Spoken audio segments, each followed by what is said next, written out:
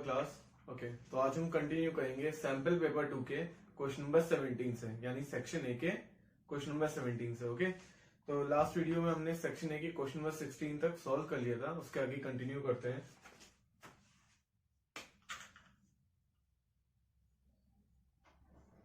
Okay, तो question number 17 में क्या गिवन है? Aarti had bought a circular pot where in area of cross section is mentioned as 38.5 centimetre square. Okay, तो circular pot है, circular pot का area कितना given है?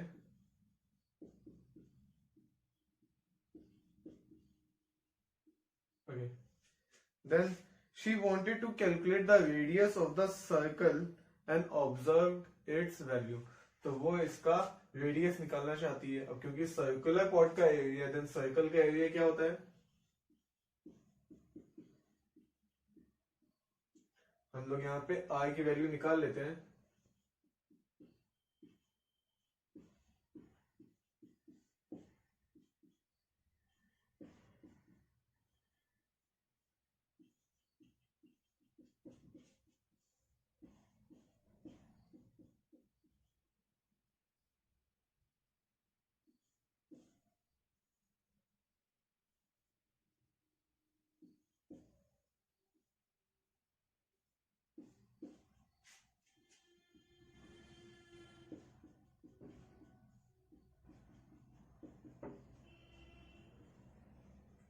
तो हमारे पास रेडियस इतना आ गया 7/2। ओके, एंड 7/2 हमारा ऑप्शन है। ओके, तो 7/2 की जगह यहाँ पे डेसिमल में एक वैल्यू गिवन है, दैट इज 3.5 सेंटीमीटर। ओके, तो 7/2 को डेसिमल में कन्वर्ट करके 3.5 आ जाएगा। ये है हमारा ऑप्शन ए। ओके, तो काफी इजी क्वेश्चन था, बस हमको एरिया ऑफ सर्कल हमका फॉर्मूला हमने पुट किया, देन उससे हमने इसका रेडियस कैलकुलेट कर लिया। ओके, देन आते हैं हम लोग क्वेश्चन नंबर 18 पे। ओके, तो क्वेश्चन नंबर 18 में क्या गिवन है? If a piece of wire 30 centimetre long is bend into form of an arc of an circle, means हमारे पास एक वायर था जिसकी लेंथ है 30 सेंटीमीटर एंड उसको हमने बेंड करके किसमें कन्वर्ट कर दिया?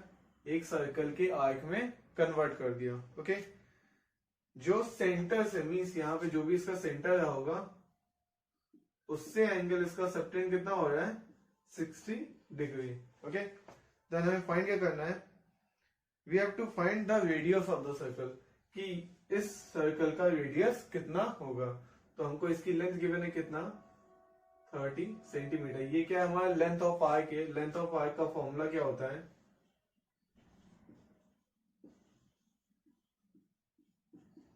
Theta by 360 into 2 pi R. Length of arc हमको गिवन है 30 सेंटीमीटर, थीटा की जगह पे 60 पुट कर दिया।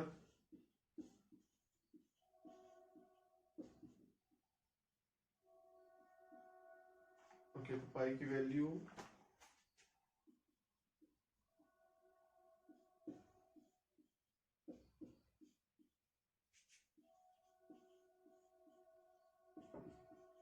हमारे पास आंसर कितना आ गया? रेडियस आ गया 90/पाई, जो है हमारा ऑप्शन ए। Okay, centimetre. तो इस तरह से हमने इस क्वेश्चन को सॉल्व कर लिया। यहाँ पे हमने लेंथ ऑफ आर्क का फॉर्मूला यूज किया है। ओके, देन आते हैं हम लोग क्वेश्चन नंबर 19 पे। तो क्वेश्चन नंबर 19 में क्या गिवन है हमको? Which of the following can not be a probability of an event. तो हमें 4 ऑप्शंस गिवन है इसके, क्या क्या है? 1/5, बी हमको गिवन है 0.4, सी गिवन है 4% एंड डी गिवन है 9/8। तो इनमें से कौन सी प्रोबेबिलिटी किसी इवेंट के लिए पॉसिबल नहीं है? हमको पता है कि प्रोबेबिलिटी की वैल्यू क्या होनी चाहिए? 0 से बड़ी या फिर उसके इक्वल, या फिर 1 से छोटी या फिर 1 के इक्वल। ओके, इन्हीं के बीच में ही लाई करना चाहिए। लेकिन यहाँ पे क्या, इसकी वैल्यू इनके बीच में, इसकी वैल्यू इसके बीच में है, 4% भी कितना है? इसके बीच में लाई करेगा। बट 9/8 की वैल्यू क्या होगी? ये 1 से बड़ी होगी, तो इसलिए ये पॉसिबल प्रोबेबिलिटी नहीं हो सकती है। तो हमारा करेक्ट ऑप्शन क्या होगा? Option D that is 9/8। Okay, ये था हमारा क्वेश्चन नंबर 19। ओके, देन आते हैं हम लोग क्वेश्चन नंबर 20 पे। ओके, तो हमारा क्वेश्चन नंबर 20 क्या है? A box contain 80 disc numbered from 1 to 90. If one disk is drawn at random from the box, the probability that it bears a prime number less than 30 is. Okay, तो एक box है जिसमें 80 disc हैं, 1 से लेके 90 तक उसमें numbers लिखे हुए हैं।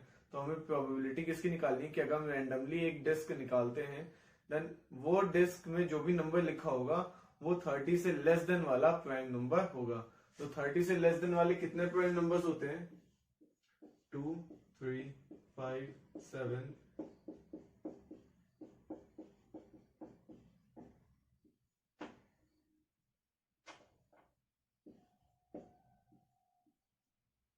ओके, तो यहाँ कितने हो गए? 1, 2, 3, 4, 5, 6, 7, 8, 9, 10।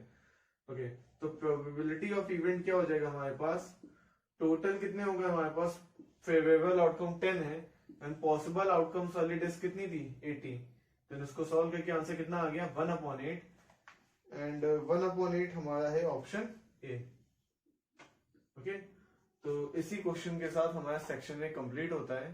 ओके, तो सेक्शन में पहले हम 16 क्वेश्चंस कर चुके थे, इस बार मैंने 4 और एडिशनल बता दिए हैं। ओके, अब इसके बाद आते हैं हम लोग सेक्शन बी में। ओके, तो अब आते हैं हम लोग सेक्शन बी में। सेक्शन बी में भी सेम क्राइटेरिया है कि 20 में से एनी 16 अटेम्प्ट करने होंगे। ओके, तो स्टार्ट करते हैं इसके क्वेश्चन नंबर 21 से।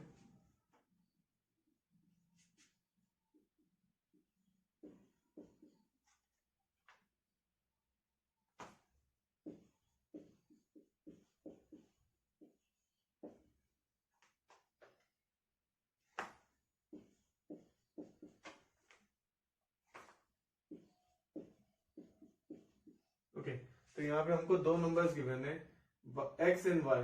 x की वैल्यूज गिवन है 2 की पावर 3 इंटू 3 की पावर 2 इंटू 7 की पावर 2। y की गिवन है 2 की पावर 4 इंटू 3 की पावर 3 इंटू 7। ओके, इस क्वेश्चन में हमको क्या निकालना है? HCF इनका कैलकुलेट करना है। ओके, देन इन दोनों नंबर्स का HCF कितना हो जाएगा? इनमें से सबसे मिनिमम पावर किसकी है? 7 है, तो हमने 7 ले लिया। देन 3 की पावर 2 एंड 3 की पावर 3, इनमें से सबसे लीस्ट वैल्यू कौन सी है? 3 की पावर 2। एंड इनमें से सबसे लीस्ट पावर किसकी है? 2 की पावर 3। ओके, तो जब हमने इन सबको मल्टीप्लाई कर दिया तो हमारे पास क्या आंसर आ जाएगा? 504। ओके, एंड 504 हमारा है ऑप्शन डी। ओके, तो हमको इन दोनों का HCF निकालना था। HCF में क्या किया है? जिनकी भी लीस्ट पावर कॉमन मिल रही थी वो हमने लिख लिए एंड उनको मल्टीप्लाई कर दिया। ओके, इस तरह से हमने इन दोनों गिवन नंबर्स का HCF कैलकुलेट कर लिया। देन आते हैं हम लोग क्वेश्चन नंबर 20 में। ओके, तो नेक्स्ट आ गया हमारे पास क्वेश्चन नंबर 22। इस क्वेश्चन में क्या गिवन है कि एक पॉलिनोमियल गिवन है एंड उसमें x की वैल्यू गिवन है। तो उस पॉलिनोमियल की वैल्यू निकालनी है अगर x इज इक्वल टू 1 होता है। तो पॉलिनोमियल कितना गिवन है हमको?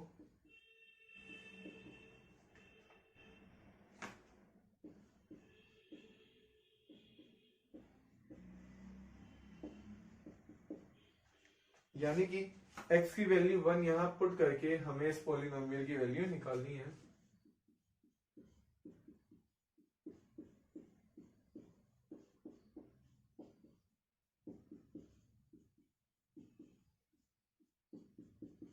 हमारे पास आंसर कितना आ गया? -3। एंड ये ऑप्शन है हमारा डी।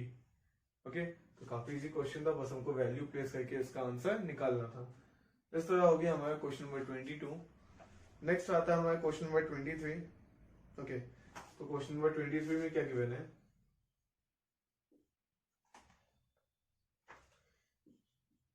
एक कोऑर्डिनेट गिवन है हमको कितना? 7,5। इस कोऑर्डिनेट की डिस्टेंस निकालनी है हमको x एक्सिस से। तो डिस्टेंस निकालने हमें पता है क्या कि जैसे कि ये कोऑर्डिनेट बना हुआ है, कार्टेशियन प्लेन हमने बना दिया। ओके, 7,5 हमारा फर्स्ट क्वाड्रेंट में आएगा, दैट इज 7 यहाँ से एंड 5 यहाँ से। तो इस तरह से तो जब भी हम किसी भी दो पॉइंट्स के बीच में डिस्टेंस निकालेंगे तो वो हमेशा परपेंडिकुलर या फिर स्ट्रेट लाइन होगा।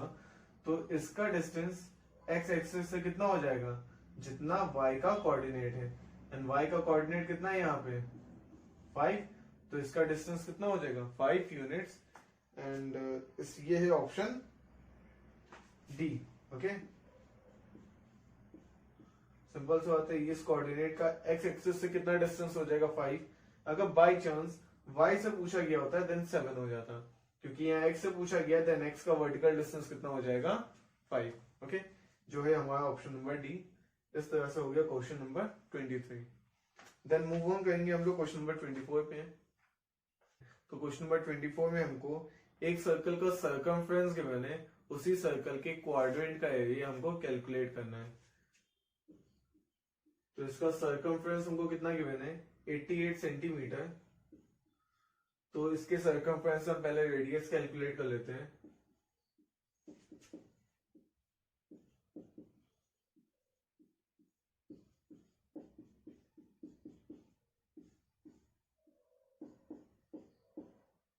तो रेडियस आ गया हमारे पास 14 सेंटीमीटर। देन हमें निकालना क्या है क्वाड्रेंट का एरिया।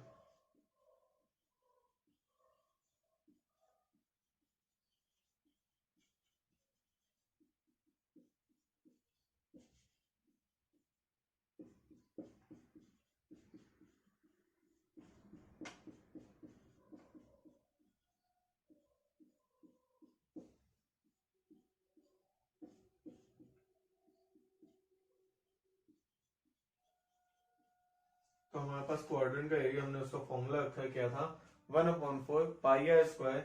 हमने वैल्यूज प्लेस किए, हमारे पास एरिया कितना आ गया 154 सेंटीमीटर स्क्वायर, जो है हमारा ऑप्शन सी। ओके, तो काफी इजी क्वेश्चन था। हमने पहले सर्कमफ्रेंस का फॉर्मूला यूज करके रेडियस निकाला, देन हमने एरिया ऑफ क्वाड्रेंट का फॉर्मूला पुट करके उसमें वैल्यूज सब्स्टिट्यूट की एंड उससे हमने एरिया ऑफ क्वाड्रेंट निकाल लिया, जो है हमारा ऑप्शन सी। ओके, देन आते हैं हम लोग क्वेश्चन नंबर 25 पे। तो यहाँ पे हमको दो नंबर्स गिवन है पी एंड क्यू, एंड बोला गया है कि ए एंड बी जो है वो कैसे नंबर्स हैं, प्राइम नंबर्स हैं। देन हमें क्या फाइंड करना है कि इनके product of LCM and HCF find करना है। तो हमें पता है कि product of LCM into HCF is equal to product of two numbers, that is P into Q. Then P की वैल्यू कितनी है हमारे पास A square B cube into A cube B cube. Okay, तो इसमें same base and same powers क्या हो जाएंगे, मीन सेम बेसिस में पावर्स ऐड हो जाती हैं, दैट इज ए की पावर 5 हो गया बी की पावर 6। तो product of LCM into HCF कितना मिल गया A to the power 5 into B to the power 6। ये है ऑप्शन डी। ओके, काफी सिंपल सा क्वेश्चन था, हमें बस यही वाला फॉर्मूला यूज करना था कि product of two numbers is equal to their LCM and HCF. Okay, then move on करते हैं हम लोग क्वेश्चन नंबर 26 पे। ओके, 26 में क्या गिवन है, mister Shyam has recently shifted in his new house. When he entered in master bedroom and observed its dimensions 8 meter into 6 meter into 4 meter। तो एक बेडरूम के डायमेंशंस गिवन है। He decided to put one longest rod into it. The longest rod will be, तो हमें उस longest rod की length निकालनी है जिससे उस पूरे रूम को हम इजिली मेजर कर सके एग्जैक्ट। ओके, तो ये हो गया क्वेश्चन नंबर 26। डायमेंशन क्या क्या गिवन है 8 metre into 6 metre into 4 metre. तो मीन्स वो सबसे लंबी रॉड ढूंढनी है जिससे इन सारी डायमेंशंस को हम मेजर कर पाए। तो मीन्स हमें इन गिवन डायमेंशंस का एचसीएफ निकालना है, तो इनका एचसीएफ निकाल लेते हैं। 8 का क्या हो जाएगा 6 का हो जाएगा हमारे पास, एंड 4 हमारे पास हो जाएगा। तो इनका एचसीएफ में हमको कॉमन क्या मिल गया 2। तो 2 हमारा राइट आंसर है। देखते हैं ये ऑप्शन कौन सा है, ये है हमारा ऑप्शन सी। ओके, मींस उस रॉड की लेंथ कितनी होनी चाहिए 2 मीटर होनी चाहिए, तभी 2 मीटर से हम इन तीनों डायमेंशंस को एग्जैक्ट मेजर कर पाएंगे। ओके, तो ये था क्वेश्चन नंबर 26। नेक्स्ट आते हैं हम लोग क्वेश्चन नंबर 27 पे। देन क्वेश्चन नंबर 27 में क्या है, इसमें भी एक पॉलिनोमियल गिवन है और इसमें गिवन है, इसमें इसका एक जीरो गिवन है, इसमें हमें के की वैल्यू फाइंड करनी है। तो मैं इक्वेशन लिख देता हूं।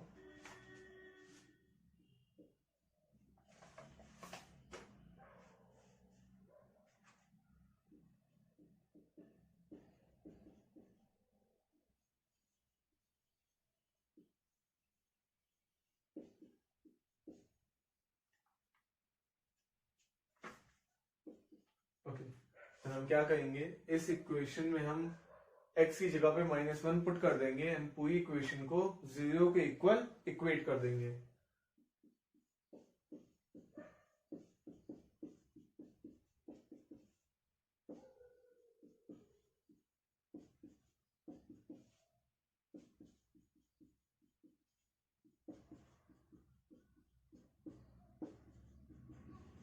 तो इस तरह से k की वैल्यू आ गई 4, जो है हमारा ऑप्शन नंबर सी।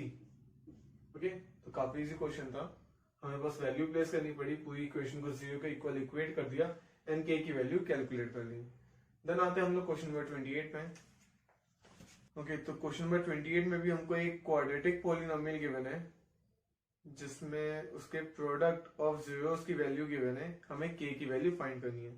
तो क्वेश्चन नंबर 28 की इक्वेशन लिख देता हूं मैं।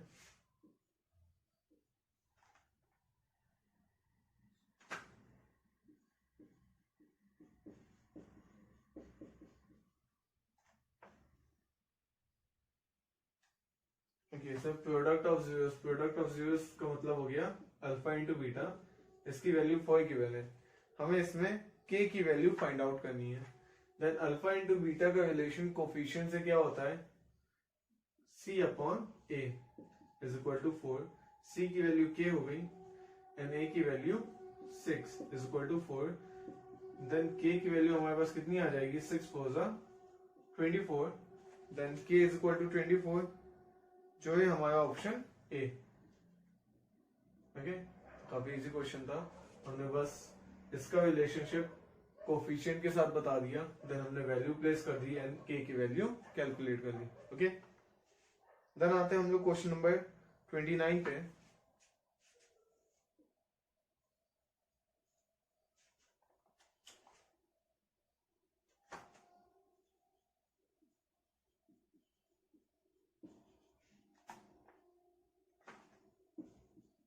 ओके, तो हमें इसमें अल्फा प्लस बीटा की वैल्यू निकालनी है। ओके, तो हमें पता है अल्फा प्लस बीटा का रिलेशन कोफिशिएंट के साथ कितना होता है, -b अपॉन a। यहाँ पे माइनस एंड b की जगह पे क्या है, -5√3 एंड a की जगह पे लिखा है 1। देन इसका आंसर कितना आ गया, 5√3, जो है हमारा ऑप्शन बी। तो काफी इजी क्वेश्चन था, बस हमें एक इक्वेशन गिवन थी, उसमें हमको alpha mean sum of roots निकालना था। इन सम ऑफ रूट्स का रिलेशन हम कोफिशिएंट के साथ जानते हैं क्या होता है, -b अपॉन a। हमने वैल्यू सब्स्टिट्यूट की एंड इसका आंसर निकाल लिया। ओके, तो नेक्स्ट आते हैं हम लोग क्वेश्चन नंबर 30 पे। नंबर 30 में हमको फिर से एक क्वाड्रेटिक पॉलिनोमियल गिवन है एंड उसमें हमको एक जीरो गिवन है उसका। तो मैं इक्वेशन लिख देता हूँ।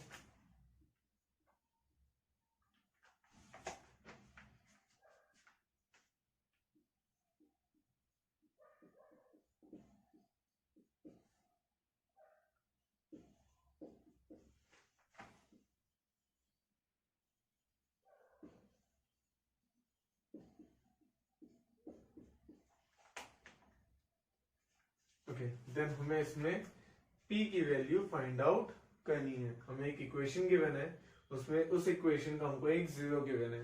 देन हम क्या करेंगे, x की जगह पे वो जीरो की वैल्यू पुट कर देंगे एंड p की वैल्यू फाइंड आउट कर लेंगे। तो चलिए इसको कंटिन्यू करते हैं।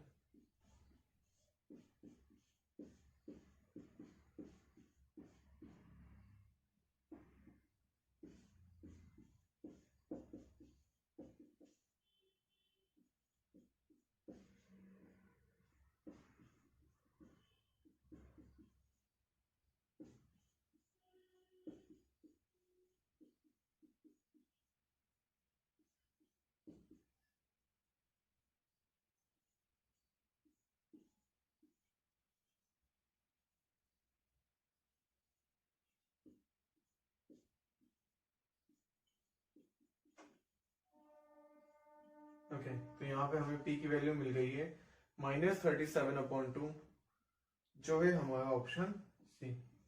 ओके, तो आपने देखा कितनी इजीली हमने क्वेश्चन नंबर 30 भी सॉल्व कर दिया। से हमको एक इक्वेशन गिवन थी, उसका एक जीरो गिवन था, हमने x की जगह पे उस जीरो की वैल्यू प्लेस कर दी एंड यहाँ से हमने p की वैल्यू कैलकुलेट कर ली। ओके, बस आपको मेन चीज क्या याद रखना है कि आपका कैलकुलेशन सही हो, तभी आपका आंसर आपके किसी एक ऑप्शन के साथ मैच करेगा। ओके, तो आज के क्वेश्चंस में आपको अगर कोई भी डाउट होता है देन आप वो डाउट अपना क्लियर कर सकते हैं। कमेंट सेक्शन में मुझे बता सकते हैं कि क्या चीज आपको क्लियर नहीं है या किस टॉपिक से नहीं है, तो उस टॉपिक का सोल्यूशन भी मैं आप तक जल्दी से जल्दी पहुंचा दूंगा। या कोई भी क्वेश्चन आपको नहीं आ रहा हो देन उसका भी सोल्यूशन मैं पहुंचा दूंगा। ओके, तो आपको बस इतना करना है कि कमेंट सेक्शन में जाकर के अपनी प्रॉब्लम्स बतानी है। Okay, and all the best for your board exams. Thank you.